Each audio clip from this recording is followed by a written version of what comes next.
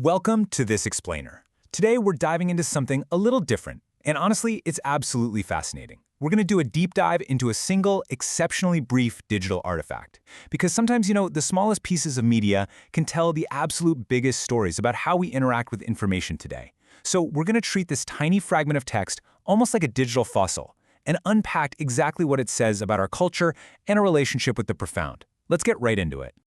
To really set the stage here, we're exploring the wild intersection of ancient, ethereal concepts and our modern digital consumption habits. And it all starts with this central, really thought-provoking question. Can a divine vision actually be captured? I mean, we live in an era where literally everything is recorded, compressed, and shared in seconds. But what happens when the subject is supposed to be infinite, transcendent, and completely beyond human comprehension? Keep that in the back of your mind as we check out our source material. Section 1. The Artifact Revealed. All right, here it is. Krishna Vaito. This stark, super colloquial phrase is literally the entirety of the digital artifact we're looking at, presented exactly as it appears in our source. It's incredibly brief, right? Unpolished. Doesn't even have standard capitalization. It feels exactly like a search query you'd hastily type into your phone with one hand. It is the absolute distillation of a massive, sweeping spiritual concept into just two fragmented words. But, things get really interesting when we look at how this artifact is actually contextualized. This incredibly brief piece of media is officially categorized under this grand, highly reverent title, Excerpts from the Divine Vision of Krishna. Suddenly, those two little unpolished words are framed by massive concepts like divine and vision. It totally elevates the artifact from just a mere computer file to, supposedly, a window into something sacred. Section 2. Analyzing the Divine Vision. So that official title, it sets up this absolutely monumental expectation before you even see anything. When you read the divine vision, you expect awe, you expect grandeur. But then look at the execution on screen. On one side, we have this sweeping epic promise, the divine vision of Krishna. And on the other side, the actual boots-on-the-ground reality, Christian video. This brilliant juxtaposition shows a grandiose spiritual concept just colliding head-on with an incredibly mundane, misspelled digital label. It perfectly captures the friction between the sacred spaces of antiquity and the highly compressed, super fast-paced reality of our digital age. Section 3. The Digital Container. You know what they say, the medium is the message.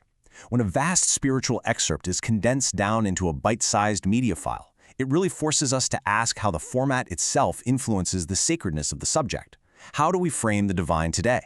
If a totally transcendent experience is stuffed inside an MP4 file, clicked on with a mouse, and watched on a tiny 5-inch screen while you're waiting for the bus, does it retain its divinity? The way we frame information fundamentally alters how we end up digesting it. And the real kicker here is the spelling and presentation of that word video. I mean, this isn't just some random typo, it is a cultural marker. It highlights the casual, completely everyday way we interact with digital files now. It perfectly represents the vernacular of the internet. It's quick, functional, and totally unpretentious.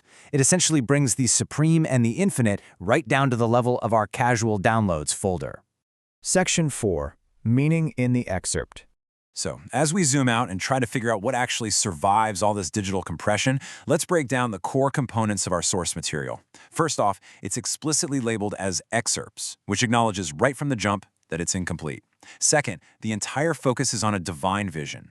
And third, the subject is Krishna. Even in its absolute most minimal state, it's promising us portions of a divine encounter. But man, it really begs the question, can a part truly represent the whole when the whole is supposed to be infinite? Because really, the true essence of this entire artifact, the very reason we are analyzing it today, is the incredible tension it holds. It is that exact tension between the infinite and the excerpt. This artifact is claiming to offer a window into something totally boundless, a divine vision.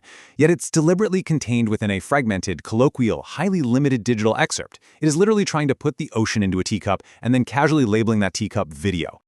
And that brings us to our final thought for today. As you reflect on this incredibly concise little artifact we've explored, I want you to ask yourself, can the infinite truly be contained in an excerpt? Does the modern digital medium, with all its casual labels and compressed files, inherently diminish a sacred message? Or actually, scratch that, maybe a divine vision remains entirely sacred, powerful, and transcendent, even when it's compressed, misspelled, and downloaded as a simple video. It is such a fascinating lens through which to view literally every piece of media we consume. Thank you so much for joining me on this explainer, and definitely keep questioning the containers of the information you interact with every single day.